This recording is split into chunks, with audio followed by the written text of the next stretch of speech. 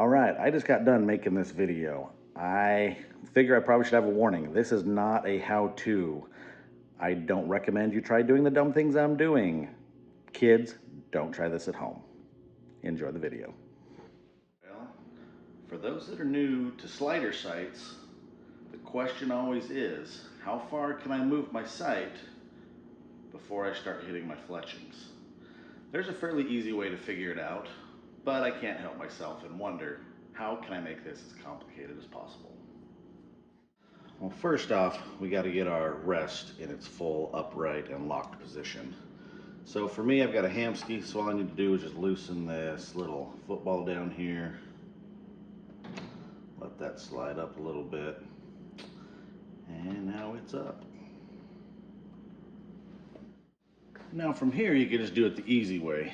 Put your arrow on the rest, hold it here at the D loop, and just kind of figure out roughly where this sits. It's going to be down here around 90 or so. And you know, you can look at this and kind of figure out pretty close.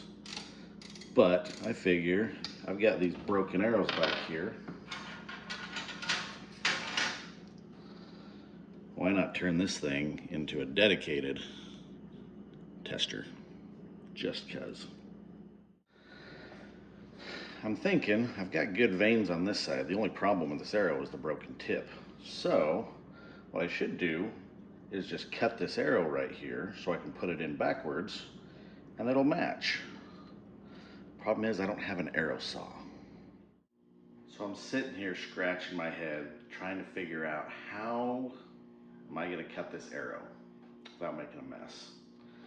And I let my intrusive thoughts get away. And I remember I've got one of these. Let's see if we can make this bad idea actually work for us. All right, I'm a couple minutes into this bad idea, and I think I got something figured out. So I've just got a few pieces of wood. I got my Harbor Freight Dremel tool. Got it clamped down. It's actually pretty solid. I got my arrow spinner. Figure I can just come over here, get that thing turned on. I can put it right there and just zip it, and that should do the trick. Yeah, don't try this at home. This is not a how-to.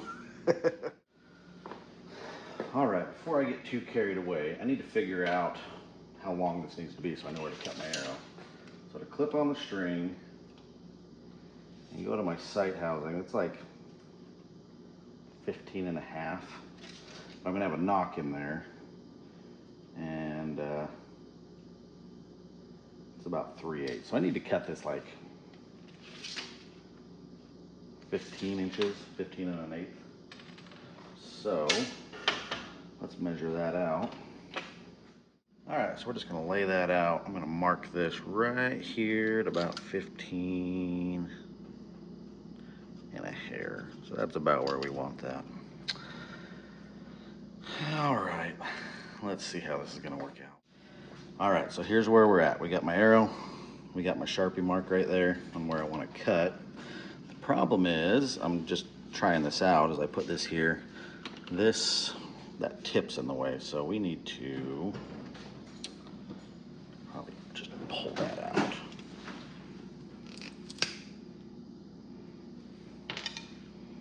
That should work. So now, if we put this here, so the other thing is because this is smaller than the body of that, I can't just go straight, so I actually got to do it kind of crooked. So I think what I'm going to do is I'm going to cut it out here, and then that way I can get square on it and cut it straight. Let's try this. All right, I'm going to reiterate, this is not a how-to. I do not advocate you trying this. Kids, don't do this at home.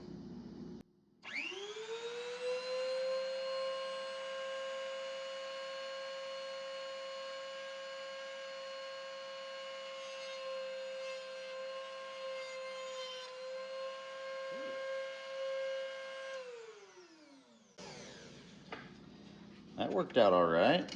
Now, let's actually cut it right where I want it. Now I can go square on it because this end isn't hitting the body of the drill, or the Dremel.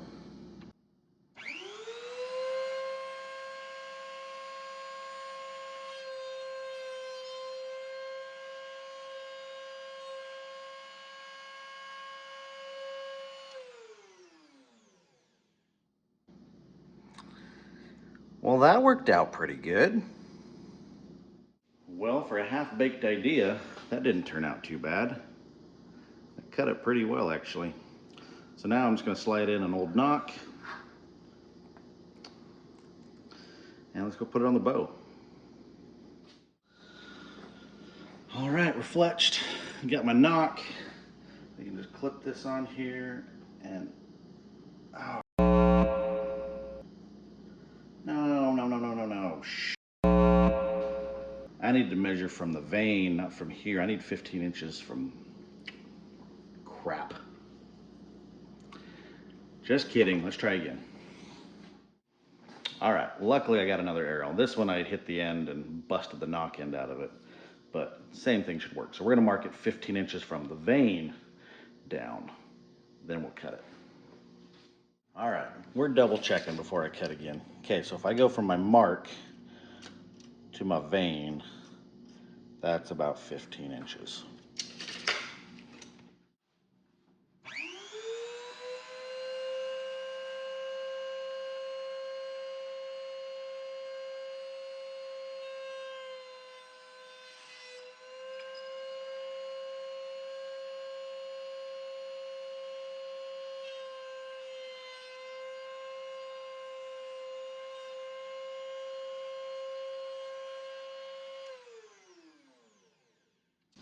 That actually works really, really well. Again, don't do this at home, but that works. All right, now we'll stick the knock in this one, and hopefully, that works like a charm. So now I can twist that so that vane is straight up, and we can move this up here so you guys can see what I'm looking at. We can really dial in how far I can get with this. My sight tape is pretty much spot on, so this will let me know that with my current setup,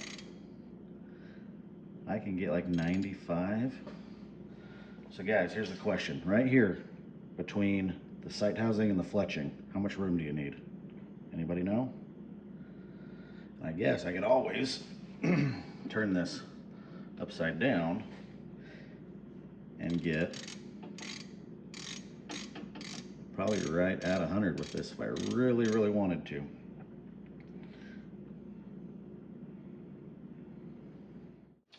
Well, my goal was to try to make this as complicated as possible. I think I did pretty good with that. So, what do you guys think? Think I could sell those? No, you should be able to make these on your own pretty easy. I don't know if I'd advocate cutting them the way I did, but it seems to work. And back to my question. Let me know, how much clearance do you guys have between your fletching and your sight scope when you're shooting these long distance stuff? Thanks for coming along. Here's another video that you should probably go watch.